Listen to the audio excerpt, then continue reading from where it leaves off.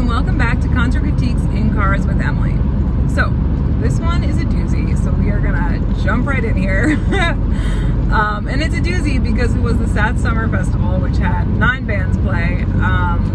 But I'm only gonna talk about 8 because it was also a doozy because of the rain, because of the hurricane that was like over but still kind of coming through our area.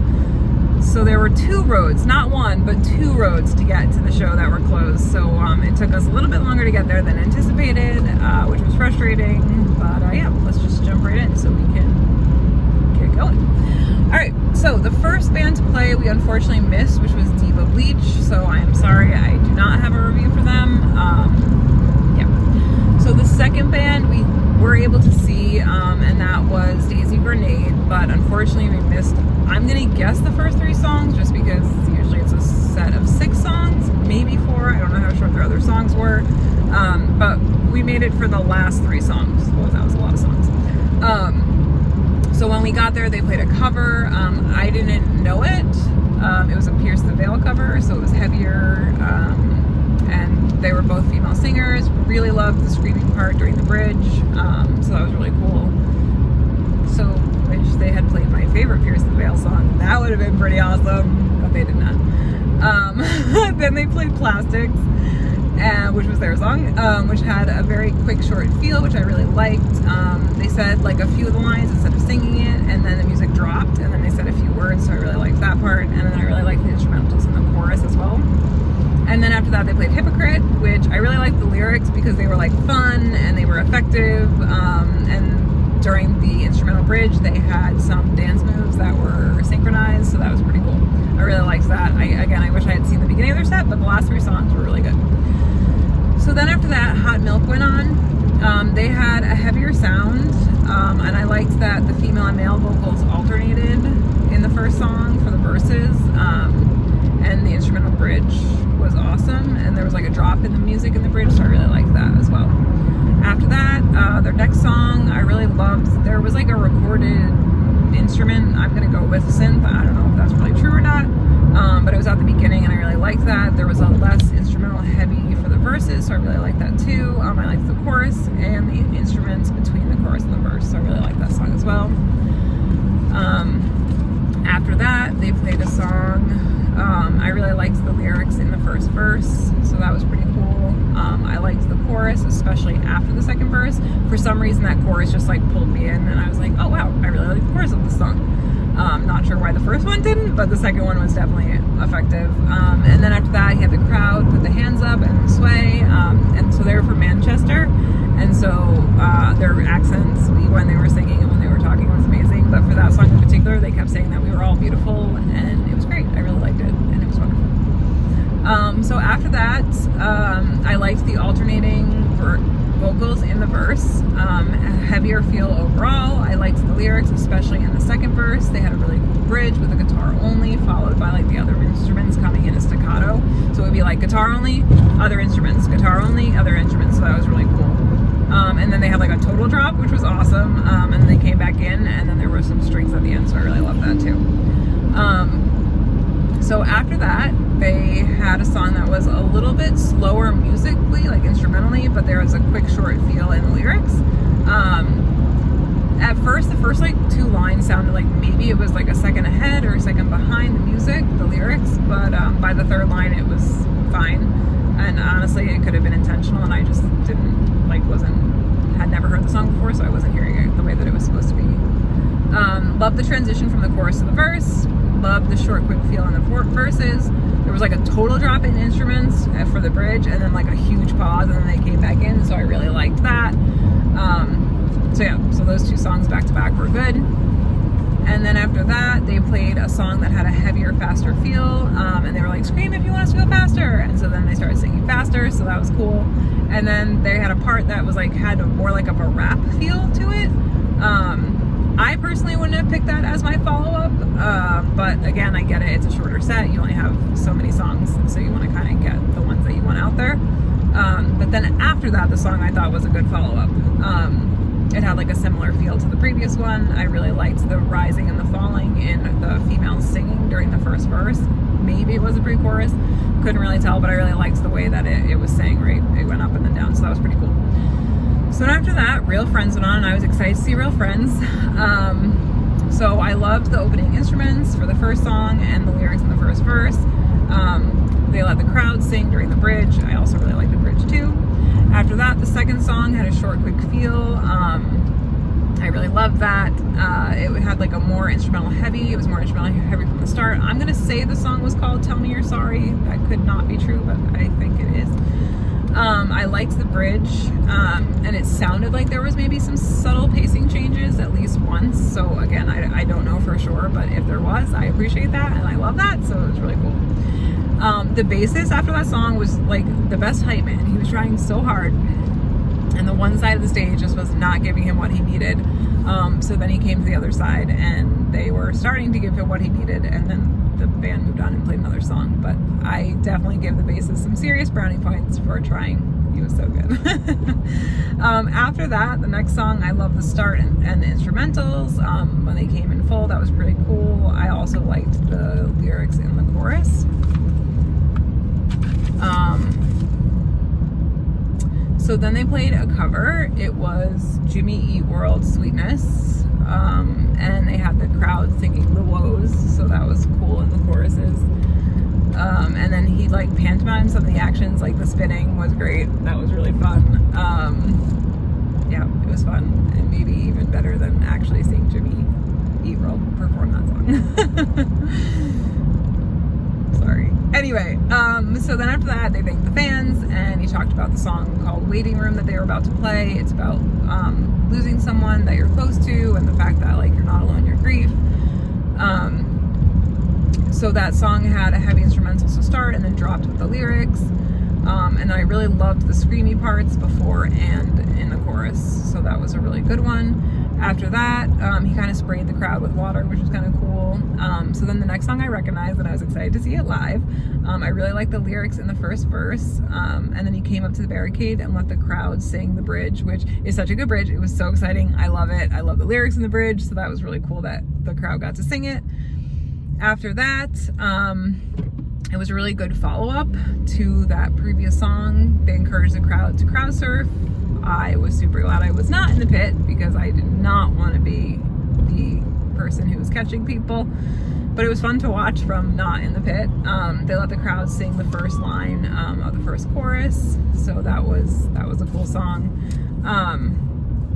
And then after that, he got the crowd to stand even in the seats, and let the crowd sing the second line in the first verse and in the second verse. And I liked the lyrics in the chorus, so that was a really good set for them. After that, Knuckle came on. Super upbeat song to start, instrumentally heavy start, jumping around the stage. I really loved the instrumentals in the bridge. It was hard to hear the lyrics, and like towards the end I was able to hear the lyrics, and the lyrics that I did hear I liked, and so you have to assume that usually at the end of the song they're just repeating lyrics that they sang during the song. So I'm gonna say I liked the lyrics of that song. The second song, it was easier to the lyrics. I don't know why. I don't know if the sound guy upped the vocals or whatnot, but it was, I felt like I could hear the lyrics more clearly. It was a good follow-up, and then during the bridge and then after the bridge, he sang with like a filtered mic, and it was resting on where the drums were resting, like the drums were, the kit was, and so he just put it on there and then would take it out when he needed it, so that was a cool effect. And then the next song after that had a heavy start, but it got less heavy for the verse, and then it was like more of like a talking feel in the bridge, so I liked that too. I thought that was a unique touch, and I don't know if that's actually what happens on the recorded version, but yeah, so that was cool. I liked that one. After that, there was a song that had a quick short feel with the lyrics between and during the drums, like, so there were lyrics between the drums, and then like the drums kept playing and there were lyrics there, but it was all quick short feel, so that was cool. I really liked, they had a slower bridge. I liked the lyrics in the bridge, and then they kind of had a slower ending, so that was definitely an interesting and cool song as well. The next song I want to say is called Roll Me Around. I don't know, that's what it sounded like he said. I could be wrong, but it started with the filtered mic. I liked the back and forth with the two lead vocals, so that was really cool effect. And then after that, the next song had a less instrumental heavy start. The He let the crowd sing the second and the third line in the beginning. The instrumentals then kicked in, and there was like this short, quick feel in the verse, which I liked a lot. And then they let the crowd sing the chorus, so that was definitely a more well-known song for them. After that, they let the crowd sing the beginning of the song. I really liked the lyrics in the chorus. It was definitely a good follow-up, and he used the filtered mic for the chorus, especially like towards the end. He used it for the choruses toward the end. And then after that, the last song was Pretense, and it had an instrumental heavy start. I really liked the transition from the verse to the chorus. It was a really good follow-up and a good ending song. So one of the singers came to the barricade and let the crowd sing, and it was more of like a talking and less of a singing, and then someone came in and played the guitar for the guy who came to the stage. So he was like guitarist and singer, and then when he came to the stage, someone else literally came from the side of the stage and played the guitar for him, so that was cool. And they let the crowd sing the bridge, so I like that. So they had a really good set as well. After that, it was We the Kings. I know I'm trying to go fast because there's so much. There's just so much, guys. Okay, so We the Kings. I liked the instrumental intro and the lyrics in the verses. They had a fun chorus. It was a really good opener. And I don't know if you guys remember, but we actually saw We the Kings like a few months ago. So it was definitely interesting because it was a little bit different. They were a little more time crunched. But yeah, so anyway. So it's interesting. It would be interesting to go back and see what I thought of them when they opened for Story of the Year versus them now in this like middle of the festival lineup. But anyway, so the second song they played had a short, quick feel. I really liked the build up to the chorus, and I loved the way that the lyrics were sang in the bridge. So I really liked that. After that, he talked about his kids, which I do remember him doing this at the other show, and how they were like, well, are you going to miss us? Are you going to think about us? And he was like, yeah, I'm going to think about you all the time. And the way that he shows that is by showing the crowd the dance moves, and then when that song is being played, the crowd does the dance moves, and it shows his kids that he's thinking about them. So I like that despite not having a ton of time because of the festival feel of this, he still took the time to honor his kids and do that. So I really like that. And you know, this shows a lot about him as a human being, that he cares more about his kids than airtime at a festival. So I really like that. Anyway, so he showed the dance move. Yeah, so then the song has a slower vibe until the chorus. I'm gonna say it's called Feel Alive. And yeah, I really like the instruments in the chorus, and so obviously the dance move is super fun and super cute for the history behind it. The next song had a slower start. It was a less instrumentally heavy intro. Let the crowd sing the first part of the song, got much heavier in the chorus, really liked the lyrics. It's funny because I totally remember the song from when I saw them a few months ago, and I'm so interested to know if I like said certain things about it. But anyway, they stopped the song to get everyone to put their hands up for the end of the song. So yeah, it was fun. I definitely remember it, and that not being my favorite in their set. But it was fun, and again, the fact that they kind of like stopped to make everyone put their hands up was a fun little thing. So then after that, they played a new song, and they brought out Blow Up Aliens for recording a music video, and so the song was called Aliens. And so yeah, it'll be interesting to see if our tour date makes it, because I'm sure they did this at every single show. So they had the Aliens crowd surf, that was the goal, and they were going to record it. It had a quick short feel towards the end, and we'll definitely have to listen to it, the recorded version, because I really liked it. I really liked it. I thought it was a good song, and I'm definitely interested to see how it goes. So after that, they introduced the drummer's mom because she was there. They had her come on stage and say hello to everyone, so that was like a cute little effect. And then after that, they were like, and this is our like most popular song, and they covered Mr. Brightside by the Killers instead of actually doing their own song. So again, it was like funny that they said that. Fun song, wouldn't have been my choice of cover, but definitely had some subtle changes in the drums and the pacing in one of the verses, so that was pretty cool. After that, they repeated, this was their last song. It's not our song, it's your song. So it was Check Yes Juliet, which was super fun to see. Always fun to see, so good. Let the crowd sing parts of the bridge and the chorus at the end. Music dropped and the whole crowd sang the last chorus, so that was really cool. I mean, that's just like, they ended on their song, the song that they needed to end on. So again, fantastic choice, really appreciated it, and such a wonderful song to end on. So then after that, we saw the Wonder Years, and their first song started with just the guitars, bass, and vocals. They let the crowd sing the last line before the drums came in. I really liked the lyrics of that song. So then after that, the next song had a quick, short feel. It was definitely faster than the previous song. They let the crowd sing at the beginning and had the crowd jump for the first chorus. Interesting shift in instrumentals. It almost didn't sound intentional, but I think it was. But it was just like, I don't know, it was just interesting. Again, maybe like there was a second off for a moment, but yeah. So anyway, the next one was Wyatt's song. Definitely had a heavy instrumental start. Liked the repetition in the chorus, and then the lead singer sat at the front of the stage for the bridge. And then after that, he asked if anyone liked pro wrestling, and some of them did, some people in the crowd. So then he explained that they wrote a theme song for one of the WWE pay-per-view specials, which was called Year of the Vulture. It was definitely had a heavier intro. I liked the different vocalists throughout the song, so there were at least like 2 main ones, but then there was also like a third one, so I liked that. After that, he talked about Community, and he played I Don't Like Who I Was Then, which I think is what it's called. I think he said that. I could be totally wrong. But I really liked the opening instrumentals. There was a quick, short feel for the lyrics. I liked the lyrics in the chorus and the breakdown in the bridge, so that was pretty cool. So then after that, they played a song called Low Tide, which had a quick, short feel in the verses. So at one point in the song, the guitarist was at the front of the stage, so he put his arm around the guitarist and they like chilled for a little bit, and then he let them sing, like they sang together in the same mic, so that was a cute moment. It seems like they changed the end of the first chorus, so that was again pretty cool. I like when, even though I don't know the song, I still feel like they've changed something. Yeah, so then I liked the instrumental bridge, and he knelt in front of the stage while not singing.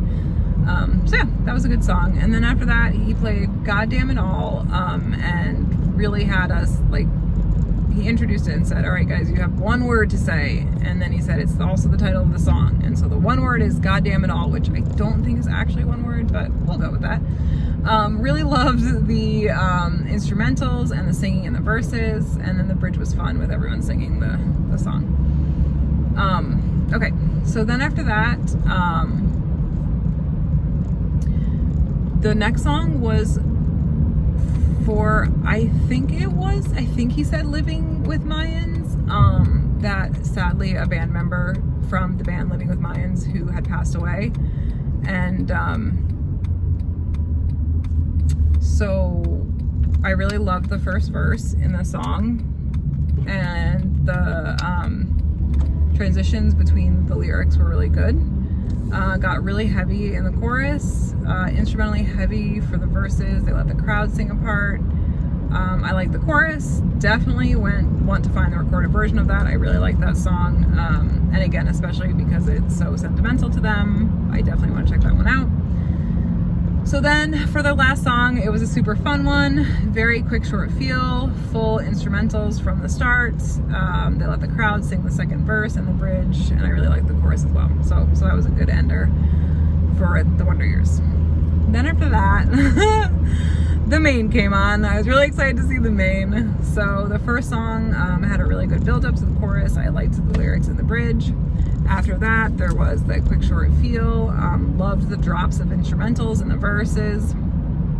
The crowd did this like clapping thing. So clearly that was like a thing that they did. It was like a specific clapping pattern. And then someone threw a hat on stage, and so he wore it. I really like the song. Yeah, so I really like that song. So that was a good follow-up for number 2. So the third song had a slower, less instrumental start. And they sang the chorus that way, so it's like I think they started with the chorus and then went back to the actual song. So I recognized it because of the chorus. I was excited, and then like it went into the full instrumentals after that. because they started with that like slower chorus and then went into instrumentals. So then after that, there was a song that had a quick short feel in the verse. I liked the lyrics in the chorus. They called out two like really energetic people who were in the seats. So they were like in the row, 2 rows in front of us maybe. And they were like, guys, everyone look at them. They're like, this is the energy we need you to have right now. And so they like danced like crazy. And so that was fun during the bridge. So that was just like a cool thing that he's clearly scanning the crowd and looking to engage with them. And so I really loved that. And that it wasn't just Pitt, it was someone in the seats. I mean, again, they were close up seats, but hey, whatever. It's not just all about the pit, which was nice. All right. So then the next song after that was a really great follow-up. He pulled from someone from the barricade front of the stage, and he like says like, oh no, I know the lyrics, but he was like, let me just teach you the lyrics again. So he told him, and he sang them, and they sang together. And then the lead singer, not the guy on stage, the lead singer held the last note, which was really cool and impressive. So yeah, that was like a really fun thing. He just like pulled a kid up on stage, so that was cool. So then after that, the next song had a slower start. I really liked the lyrics and the instrumentals in the chorus. I also liked the lyrics in the second verse. And then there was a drop in the bridge, which I loved, that and the bridge itself. So, yeah. So then after that, they started playing songs that I knew. So then they played Sticky. Like so fun to see live. So they pulled a random girl up on stage, and she just went there to dance. She did not sing, she just was a dancer. And then he came down and was like, let's just like go back into the crowd, come with me. So she followed him down, he went to the barricade, he went over the barricade and into the crowd. Almost got hit by a crowd surfer, like right when he got in, he was like, whoa. So that was cool. So then he sang the end of the song in the crowd. And then even more favorite than Sticky, they played Numb Without You. And he didn't go back to the stage like I thought he was going to. No, instead he came up to where the seats were, which was so cool. And then there was like a group of girls in the front row, so he let them sing with them, so that was really cool. And then he was like, Pitt, can you catch me? And so they caught him and crowd surfed him back up to the stage, which was amazing. And like, I especially give the Pitt a lot of credit, especially one guy in particular. He was like really holding the mic up, or the mic, not the mic, the wire for the mic. And so that was like definitely a key to making that functional, because he had to, you know, pull the wire, and then obviously he had to get the wire back onto the stage. So yeah, so that was really cool that the Pitt was like aware and good at doing that, so that was nice. Okay, so then they played a new song, short quick feel. Loved the part where repetition in the beginning, the instruments, then they dropped for the lyrics in the first verse. Seriously love this song, can't wait to listen to it. I want to say it was called Trust, it sounded like that's what he said, but I couldn't really fully hear it, but yeah, so I'm excited about that. Okay, so then he played Black Butterflies and Deja Vu, which loved. So loved the drop in the instruments for the lyrics in the verses, loved the bridge. It gets faster, and there was just such a good build-up. So yeah, so that was cool. They let the crowd sing, so that was amazing. And then after that, it was a less instrumentally heavy, quick, short feel, but it still had like a more full instrument kick in for the pre-chorus. I loved how the pre-chorus was sang, so that was really cool. And then he introduced the band, and I really liked the less instrumentally heavy part at the end, so I really liked that song as well. It was a good follow-up. Oh my gosh, so then they played their last song, and I was freaking out. Okay, so they played Love You a Little. I literally love that song. It's just so good. And because there are 2 other singers who sing the song, I guess I just assumed that I would never see it live, because what are the odds that the Maine, Charlotte, and the lead singer of Taking Back Sunday were all going to be in the same area at once. And then when I had seen Taking Back Sunday, they didn't play that song when it had first come out. So I was like, oh, they're never going to play this. Like, no one's ever going to play this song. But the Maine did. They did, guys. They played it, and it was their last song. It was so good. It was so good. I just was so happy. Oh my gosh. It was so amazing. Okay, so during the one part, he called Charlotte. Now, I don't know if that was like a real phone call or if it was like a pre-recorded thing. But yeah, so then he actually sang the parts that the guy from Taking Back Sunday plays, so that was cool. Oh my god, guys, it was so good. It was the last song. It was just so good. I wish that was the end of the show, because as much as I was fine with Mayday Parade, that was just an epic end, for the Maine specifically. Okay, so last band, we're there, guys. I know, thanks for sticking with me, if you're even sticking with me. Okay, so Mayday Parade and I have a history. Since I've moved to Maryland, I have been unable to successfully see Mayday Parade.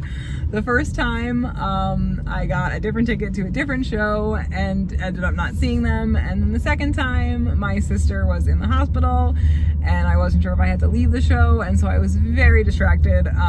That review was put up about a year and a month ago, so yeah, if I didn't do Mayday Parade justice in that review, that was fine. So anyway, third time is the charm. I was able to focus and I was present, and so that was that. All right, so let's get into it. Alrighty. So they had an instrumentally heavy start that then dropped for the verse. I loved the drop, and then it was build up for the bridge. Loved the part where repetition of you at the end, and then they had the crowd repeat oohs and ahs, so that was pretty cool. The second song, it was impressive that the drummer was the singer too. The lead singer would like jump around whenever he wasn't singing, so it was a really good follow-up song. Then after that, there was a slower start with a less instrumental, that was less instrumentally heavy. Recognize the strong song was obviously too early for me. I don't know a whole ton of Mayday Parade songs, so the fact that they played one early on, obviously would have loved to see that at the end. But I love the strings, which were recorded, and then gets really instrumentally heavy after the intro, which was super fun to see live, so I really like that song. After that, they played Piece of Your Heart. I really liked the drop in the music for the pre-chorus / the chorus, and then I liked the lyrics in the first verse as well. They played another song I recognized, again, maybe a little too early for me personally. So I love the way that the verses were sang, and seeing it live, especially the chorus, was really fun. And then at the end, there was like this epic like rock guitar solo. It was really cool. He thanked the staff, the crew, and anyone who helped make this happen. Thanked the other bands by name, so that was just part of the show. And then the next song, I really liked the lyrics in the first verse and in the chorus. I liked the build-up in the bridge too. Then the stage went black, and like a voiceover came on and started talking about like your mind and body and like all this stuff. And then so the lead singer was at the piano. Like only 2 lights came on, and they were like purple in color, so it had like a cool effect on the stage. And then all of a sudden, the rest of the band came in, and the lights were still really cool. It was like flashing and stuff. Love the instrumental transitions between the chorus and the verse. I liked the lyrics in the second verse particularly, and then the shift in the music from the verses to the chorus was really good too. So that was instrumentally a really good song overall. All right, so then they played a new song. It was instrumentally heavy to start, and I liked the pre-chorus and the chorus. Then after that, they played a slower song with a less instrumentally heavy start. It said that, okay, so then he was like, you guys were one of the most fun crowds. And I was like, okay, you probably said that every night, but maybe not. I don't know. Let me know if you were there and he didn't say that to you. Anyway, so then he told a story about how he found out that he was getting divorced. This was like 3 years ago. And he was driving and he started listening to their song, and it made him cry. And I want to say it was The Last Something That Could Make Anything or something like that. I don't know. He said it really quickly. It was hard to understand. I didn't know the title. So anyway, it started with just the guitar and singing for like the first half of the verse, and then the music came in full force, which was pretty cool. I really liked the chorus. And then there was like dual singing, which I thought was really fantastic. So I really liked that song. And then he was like, okay, it's our last song. And I was like, no, it's not. And it was like a much faster, definitely more instrumentally heavy, let the crowd sing the chorus, really fun song to see live, and a good song for the last song. And they let the crowd sing towards the end, so that was really fun. And then they went off stage, and I was like, oh, they'll be back because it's only 9:30. They did not come back, and I was like, what? I was like, how did they not come back? Not complaining at all, because you know me, I love a good concert that's done early, because that means I get to come home early, which is great. So yeah, that was like super fantastic, but I was just surprised that they didn't come back for at least one or maybe two songs. I thought maybe they'd come back for two songs, but anyway. So score overall, wow, I can't believe I made that in less than 30 minutes, guys. All right, I really liked all of the bands. Obviously some order changes because I don't know a ton of them. I personally would have loved to see the Maine go last because they were so entertaining, and they finished with that song that was literally the best. So worth all the trouble of getting there. It was just so worth it. That 3.5 minutes was just so good. I mean, I really, other than missing the first set, I don't, and again, some order switches, all the bands did a fantastic job. Again, I guess the biggest thing I would say is I probably personally would have switched the Maine with Mayday Parade, just because of that song being at the end. That would have been the best way to go out of that show. I'm gonna give this one a 9.2. So let me know what you think. Were you there? Did you want to go? Did you get stuck because of road closures like me? Yeah, let me know. Like, comment, subscribe, and I will see you guys next time. Bye.